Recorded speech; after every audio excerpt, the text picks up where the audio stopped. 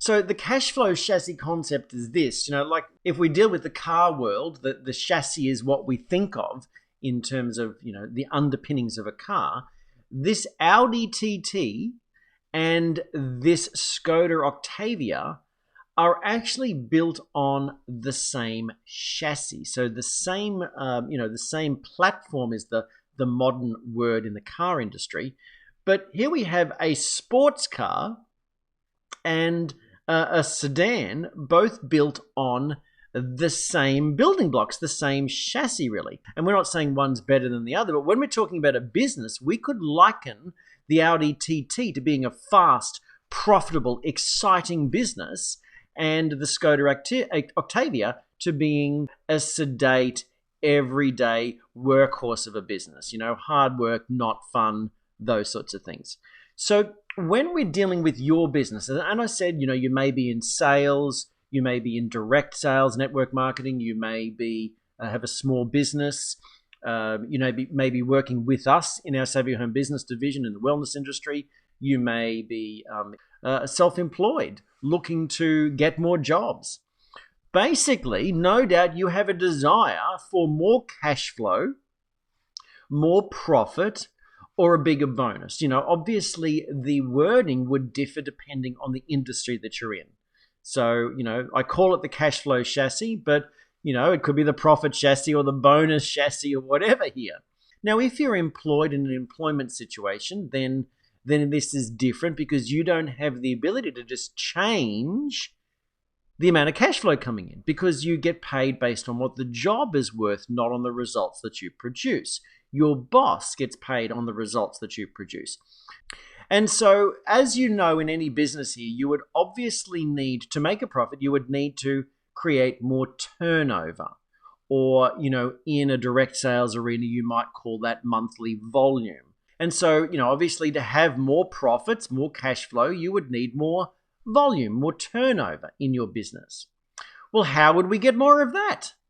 Well, we would obviously need more customers or marketers. So let's even take it away from that and say maybe you're an online marketer and you have affiliates and direct customers. So you would need more customers and more people out there affiliate marketing or talking about your products and services, right?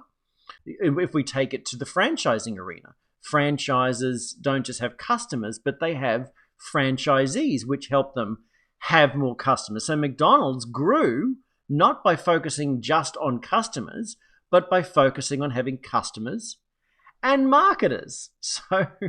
So otherwise known as franchisees. When we look at all these, it's obvious that to have more money flowing into our accounts, more cash flow, we need a greater turnover. To have a greater turnover, we really need more customers, right? How do we get, now think about it, how do you simply get more customers in your business? What business are you in? You might have to advertise. You might simply, if you're in sales, you might directly approach people. If you're a contractor, you might have to take calls and give quotes. If you have a business, you might have to get people through the shop door. If you're in direct, not direct sales, but just general sales, you might have to call on more people. How do we get more customers, though? All we can do is improve the amount of leads coming into our business and our conversion rate of being able to turn them into customers or marketers. Then what if we have a certain number of customers, though, how do we improve the amount of turnover that comes from our existing customers in our business? The only way we can improve is their order frequency or their average order. Now, what's a great question that salespeople would often use to find more customers, for example, more leads, just leading up to leads and conversion rate? What might be a question that salespeople would ask? Do you know anyone else who could benefit from this? Would you mind referring them to me? In one of the biggest hamburger franchises out there, what's one statement that they say to get people to buy more things in that same transaction? You probably got it. It's probably in your mind right now. What is it? Would you like fries with that? Or would you like a drink with that?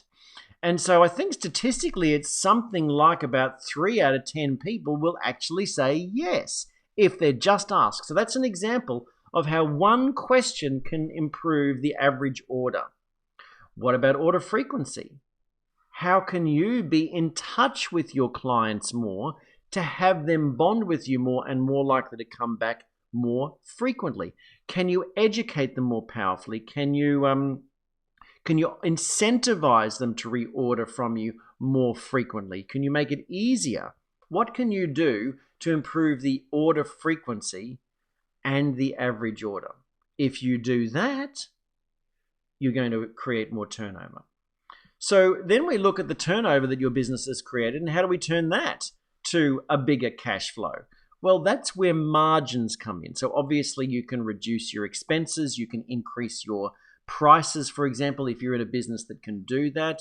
If you're in sales, maybe there might be more commission that you can get from that. If you're in direct sales, then it's the return from the compensation plan by improving your structure, changing what you're doing so that you're getting more return from that volume. If you're in a business, it might simply be increasing your prices slightly. There's all sorts of things that you can do to improve the margin or the return there. And so that's what leads to more profits. So here's the thing. Why are they in red? Why is the customers, the turnover, and the cash flow, and all those other words, why are they in red? Many people would say they're in red because it's what most people focus on. How many customers do I have? What's my monthly turnover? What's the cash flow? What's coming into the business? So they're in red because it's what we feel we want to keep an eye on.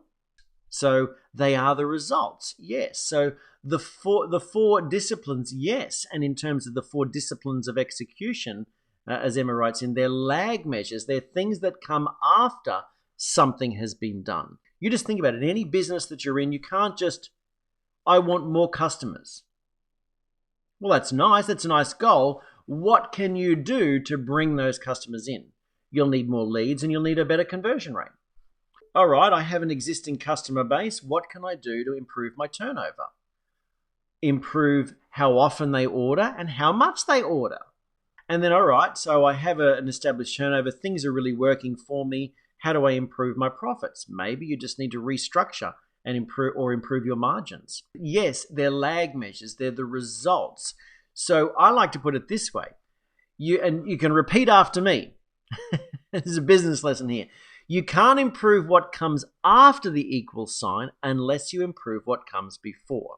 Even if you hated your mathematics class, you know this enough to know that what comes after the equal sign can only be changed by what's before. So it's the same thing here. So we have 5 methods of action to change our business. What ideas can we come up with to bring in more leads? All right, that's leads, ideas. Do you have a social media presence? Are you reaching out? Are you looking at networking tactics online or advertising tactics online? Okay. Conversion rate. How good are you at your skill? Do you have scripts? Do you have things to improve your conversion rate? Are you tracking? There's a concept in business and in life, that which is measured improves. And so if you measure these things, you're more likely to improve just because you're putting your attention upon it. What about the order frequency? How do you get them to order more often? You could be in contact with people. Imagine if you served people better. Service. This is service. This is follow through. This is providing the service that or the product or whatever that you promise in the first order situation. And then, of course, your margin or your return from the compensation plan, it depends on your business. Like basically, if your margin and your return from your compensation plan or your commission structure or whatever, if that's basically set, then you have 4 things that you need to work on, and that's it. 4 things to improve. And so if you can make baby steps of improvement in each of those areas, you can dramatically improve your bottom line. Because a 10% improvement on each of those things doesn't make a 10% overall improvement. It multiplies. It makes a significant difference to your bottom line.